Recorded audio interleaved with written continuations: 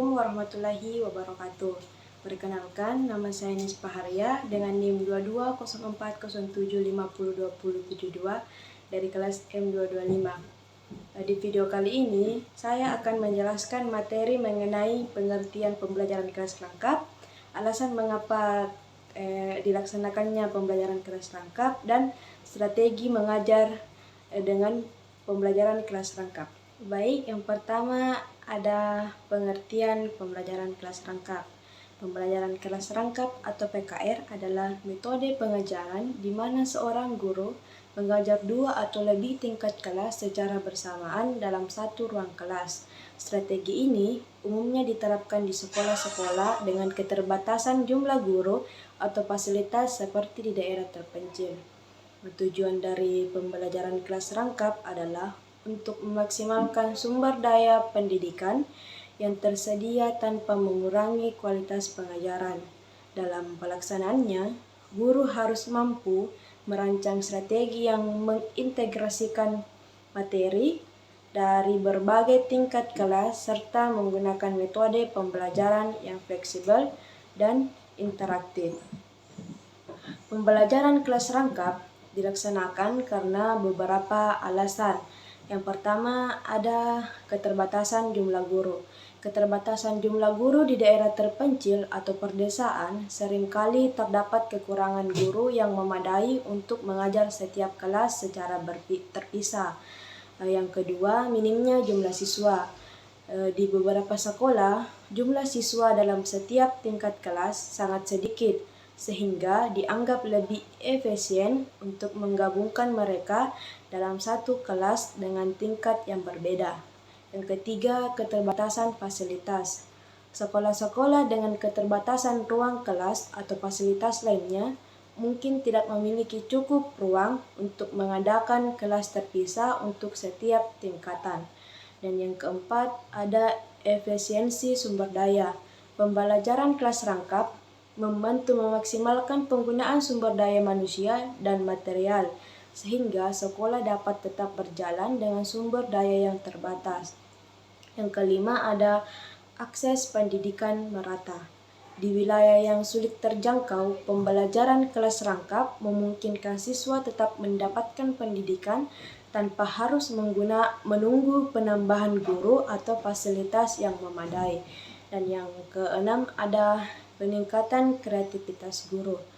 Guru yang menerapkan pembelajaran kelas rangkap harus mampu merancang metode pembelajaran yang kreatif dan inovatif yang dapat bermanfaat dalam meningkatkan keterampilan mengajar mereka. Pembelajaran kelas rangkap memerlukan strategi yang efektif agar dapat berjalan dengan baik. Berikut ada beberapa strategi yang dapat diterapkan dalam pembelajaran kelas rangkap. Yang pertama, ada pembelajaran berbasis kelompok. Siswa dari kelas berbeda dapat dibagi dalam kelompok berdasarkan tingkat pemahaman atau materi yang mereka pelajari.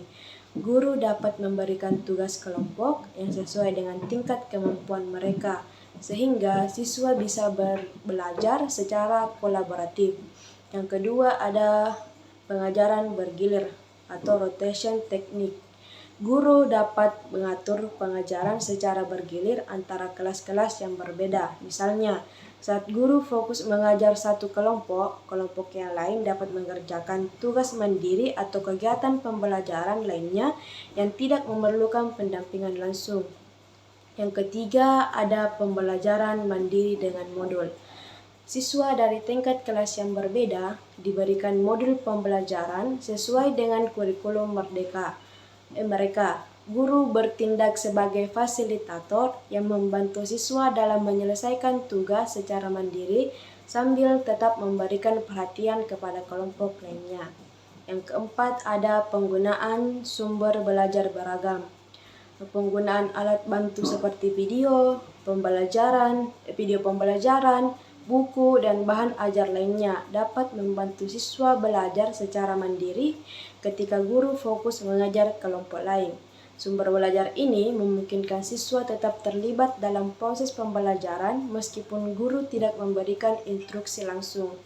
Yang kelima, ada kegiatan belajar terpadu. Jika ada kesamaan materi antar kelas, guru dapat merancang kegiatan belajar yang dapat dilakukan bersama oleh siswa dari berbagai tingkatan. Misalnya, dalam mata pelajaran sains, siswa dari berbagai kelas bisa melakukan eksperimen bersama namun dengan tingkat penjelasan yang berbeda. Yang keenam, ada pembelajaran berbasis proyek. Guru dapat memberikan proyek yang memungkinkan siswa dari berbagai kelas bekerja sama. Tugas proyek ini dapat disesuaikan dengan tingkat kesulitan yang sesuai dengan tingkat kelas masing-masing siswa, tetapi tetap dalam satu tema atau konteks yang sama. Yang ketujuh, ada manajemen waktu yang efektif. Guru perlu mengatur waktu dengan baik, mengalokasikan durasi yang tepat untuk masing-masing kelompok atau kelas. Sesi pengajaran langsung harus direncanakan dengan matang agar setiap kelas mendapatkan perhatian yang cukup. Dan yang kedelapan adalah penggunaan teknologi. Jika memungkinkan, penggunaan teknologi seperti perangkat digital, aplikasi pendidikan, atau platform pembelajaran daring dapat membantu siswa belajar secara mandiri ketika guru fokus pada kelas lain. Baik, itulah materi yang dapat saya sampaikan. Kurang dan lebihnya mohon dimaafkan. Wabillahi taufiq wal hidayah. Wassalamualaikum warahmatullahi wabarakatuh.